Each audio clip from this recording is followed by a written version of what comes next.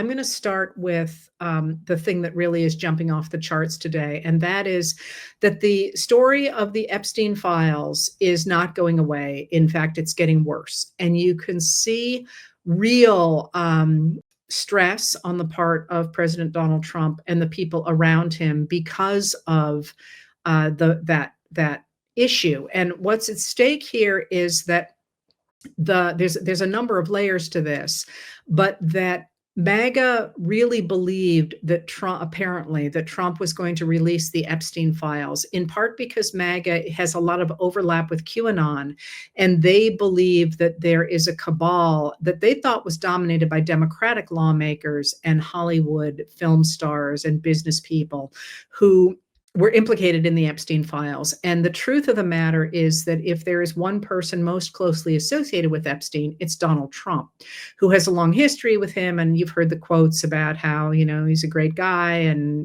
we both like women, money on the younger side and all those sorts of things. So the Epstein story really was from the early 2000 aughts, and there's a lot of overlap between the Epstein story and the Trump administration. So, for example, in the early years of that case, when a stepmother of a girl said that she had been sexually assaulted at Epstein's mansion in Florida, he got kind of a sweetheart deal on that. And then the person who gave that to him was Alex Acosta, who went on to become Donald Trump's Secretary of Labor in his first administration. That story then snowballed again in 2019 when the Miami Herald said that it had uncovered a lot more about Epstein and what happened in his various homes, not just in Florida, but also in New York. And he had a home, I think it was in New Mexico, a home in London. And then, of course, he had an island in the U.S. Virgin Islands that he owned privately. It's about 72 acres, and in which it was an island, so you couldn't get off it. And he did not permit inspectors to come on it. So there's this story in 2019. He got indicted and arrested in 2019, and then he died in his jail cell in that period. This is, of course, is when Donald Trump was in office the first time. And the story kind of died out at the time, but it came back into people's consciousness on June 5th, as I recall, off the top of my head. I could be wrong about that, when Elon Musk, the person who at the time was like Donald Trump's sidekick, he actually posted on social media that the big news was that Trump was in the Epstein files. And since then, the story has gotten bigger and bigger and bigger, which is indicative, by the way, of changing circumstances around Donald Trump. Because remember, much of what we now know was available in the past. So for somebody like me, the real question is, why are people paying attention now? And the answer to that, for me anyway, and you could disagree, is that a number of people have been disillusioned with Trump for a number of different reasons. Things like the bombing of Iran, things like tariffs, things like accepting the plane from Qatar, things like the sweeps of undocumented immigrants who have been living in the United States without any whiff of committing crimes for decades, and they're now being swept up. And people don't like that. Those are overwhelmingly unpopular.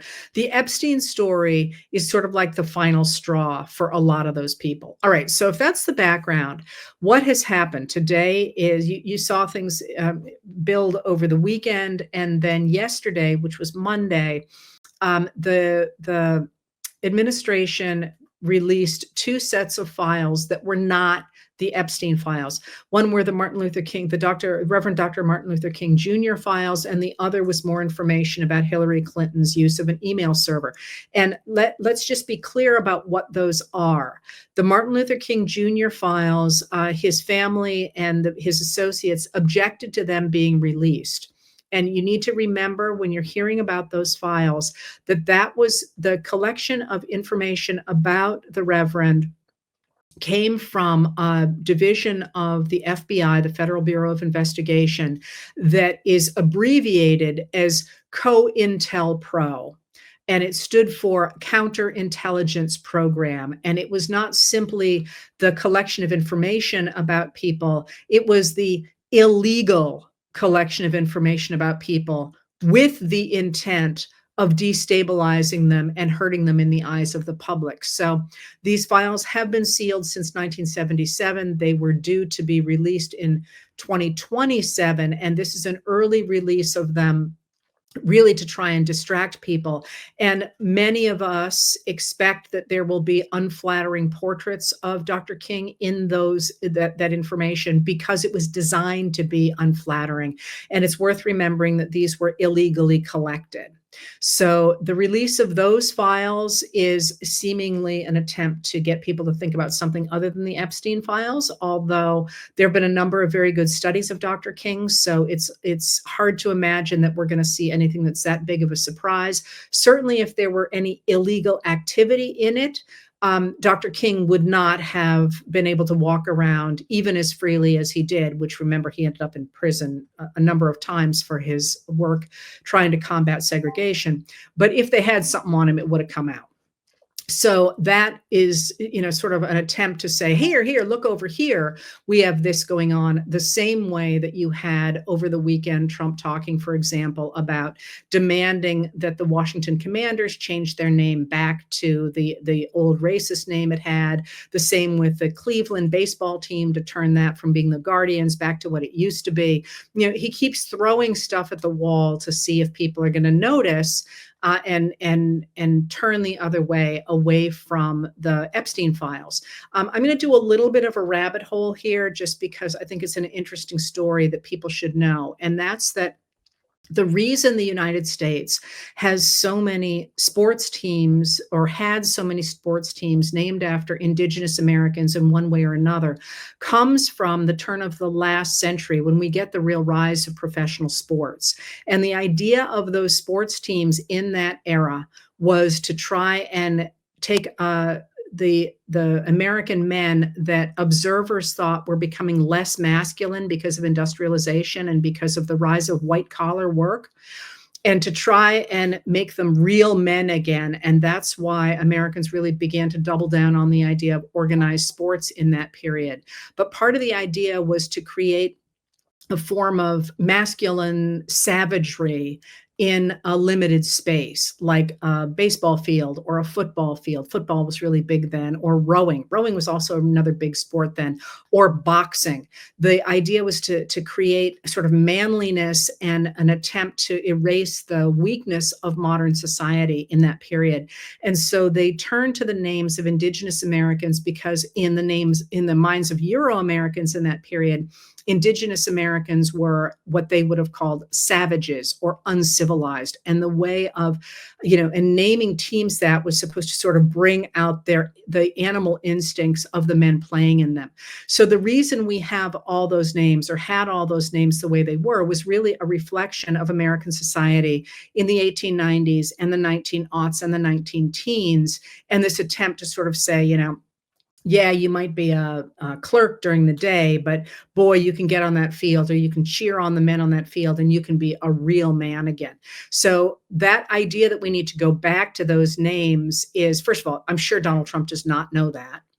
And second of all, he's just trying to gin up his base and have them say, oh yeah, I really care deeply about this. But to my mind, it's important to understand the history of how we got those names, because frankly, it's kind of stupid how we got those names. I'm sorry, that's my opinion. And that's why we have so many of them. Anyway, so he did that over the weekend. He just kept sort of throwing things at the wall over the weekend. And yesterday he did the same thing with the release of the MLK Jr. files, and with the idea that he's going to release more information about former Secretary of State Hillary Clinton's use of an email server.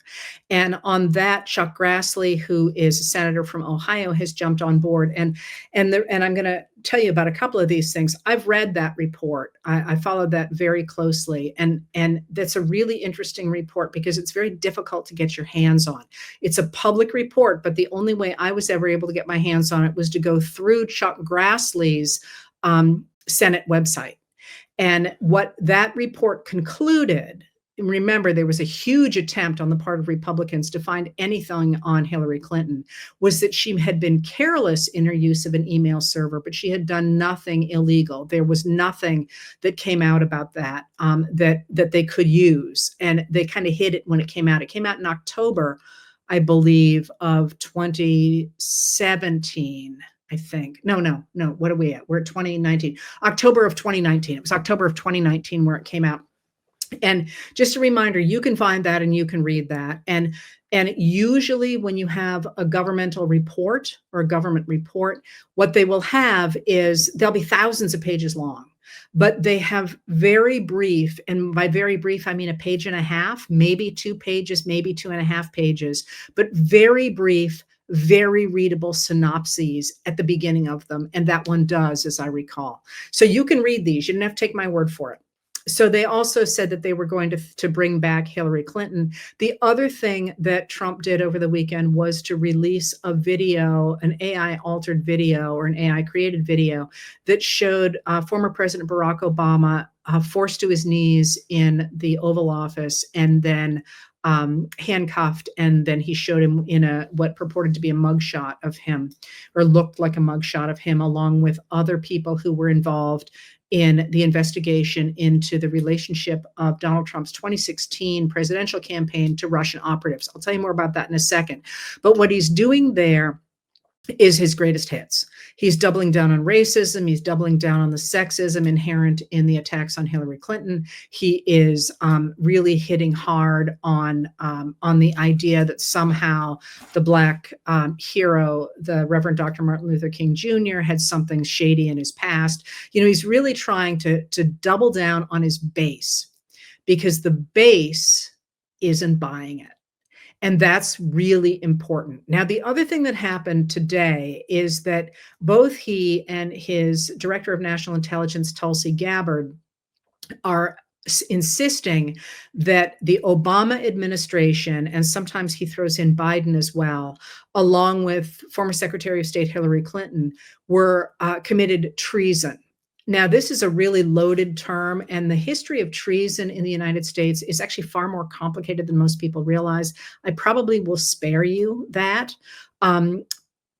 Maybe not. But clearly, first of all, they don't understand the history of charges of treason in the United States. But the other piece of that is that they're really trying to reach the idea that whatever Trump has done, those people have committed something worse. Now, think about that. Do you honestly think that former President Barack Obama and former Secretary of State Hillary Clinton could have done something so heinous as committed treason, and the Republicans would not have reacted? I mean, they tried desperately to get any kind of information on both of them and were absolutely unable to do so. So what they are arguing is that, and by the way, they are deliberately misinterpreting what the reports say. And just FYI, I know the Russia scandal really thoroughly. I probably know it as thoroughly as virtually anybody else who is outside the intelligence services. I followed it very closely. I've read all the reports. I've read all the testimony. I've watched all the testimony, the whole thing. So what both the Mueller report and then to a more extreme degree, the Senate Intelligence Committee report concluded about the 2016 Donald Trump presidential campaign and its relationship to Russian operatives was this. The Mueller report concluded that Russian operatives, that is spies, had worked to elect Donald Trump, and that they could not say that the Trump campaign had worked with them, in part because the Trump people refused to cooperate with Mueller. Remember, Mueller is a former director of the FBI and a Republican. He is still identified as a Republican. And that's what they concluded. And the Senate Intelligence Committee report went further. It actually said that the director of Trump's campaign, Paul Manafort, provided information from the campaign to Manafort's Ukrainian business partner, Konstantin Kilimnik, whom the Senate Intelligence Committee identified as a Russian operative. That's in the Senate Intelligence Committee report. But that's all they said. They did not say that the Russians had changed the outcome of the election. We do know that the Russians had tried to compromise state electoral machinery, but the conclusions of these two reports were that they had not altered the mechanics of the election. Now, there's been a lot since then coming out about the psychological operations and their effect on American voters, but that is not those numbers are not in those reports. So when Trump and Gabbard try and say, well, they lied and they tried to undermine this first Trump administration by saying it was not legitimate, that simply was not there. Okay, so remember that when this heats up, because they're going to try to be talking about this going forward. There is also you're going to see that with them really trying to hammer on that, because Trump did that again today in the Oval Office.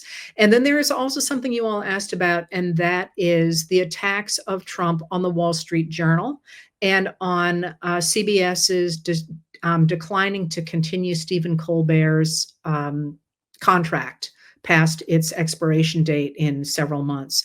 The first of those attacks, the attack on the Wall Street Journal, is the lawsuit is laughable. I mean, I read it when it came out, and once again, it thoroughly misrepresents what the Wall Street Journal actually provided in its article about the letter that is allegedly in the birthday book that Ghislaine Maxwell put together for Jeffrey Epstein. So it misrepresents that, but it also just reads like sort of one of Trump's outraged screeds. And I think what you need to take from that is that he is panicked.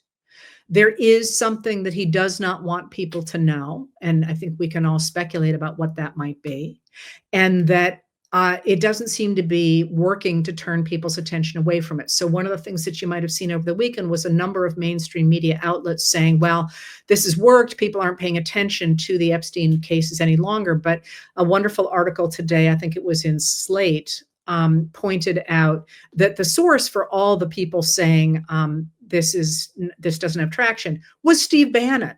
So the idea that this is not having traction, you can see, is panicking them enough that Steve Bannon is out there saying, oh, it's not working. He wouldn't be bothered to do that if it wasn't working. So there's that. The other thing you asked about was Stephen Colbert and the cancellation of Stephen Colbert. And that, I think, is especially interesting in this moment. Because it is outrageous, of course. It is worth remembering that CBS is trying to do a multi-billion-dollar deal. And this will $16 million that they paid to Trump for settling his outrageous complaint is peanuts in a $1 billion deal, right? So I think that they probably just threw money at that to make it go away. But the issue of or to make Trump feel good. But the issue of Stephen Colbert is really interesting, because they didn't cancel him tomorrow.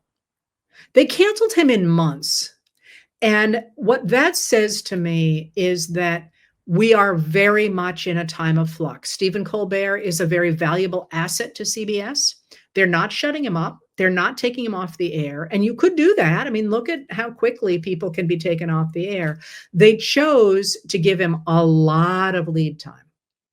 And by the time he's at the end of that, we will have a much better idea about whether or not Trump is going to be able to pull off the authoritarianism that he is trying to, or whether we will, as Americans, push back against him and regain control. So one of the things to watch with a lot of the jockeying that's going on is a lot of people are buying time. You know, they're not throwing in their all with Trump. They're simply trying to feed him stuff and see which way the wind is blowing, which is one of the reasons it's so important for Americans to keep speaking up about the things that they care about. So the The big story, I think, is that Trump is panicking, and he's panicking to the point that House Speaker Mike Johnson, a Republican of Louisiana, has called the Congress into its summer recess early, so it no longer has to deal with the I'm sorry, with the Epstein case. The DOJ is now saying it's going to talk to Ghislaine Maxwell to try and quiet things. My guess is that's only going to make them louder. This is a real crisis for the Trump administration, and it's a crisis that is hitting, I think, not just because of the Epstein files and the overlap with QAnon, but also because of the fact that so many people are finding themselves unhappy with the Trump administration at this point in his presidency, 6 months into his presidency. And if you think about it, think about what this means. If this were a president who was like, here we go, like Bill Clinton, who was actually enormously popular when the Republicans tried to hit him with impeachment over the different layers of the Monica Lewinsky scandal. And he really bounced back from that. His popularity was higher after the impeachment than it was before it. That is not happening with Trump. You're seeing the opposite, where people are getting more and more angry because of the fact he is not doing what he said he was going to do. And the question is whether August is going to keep that quiet.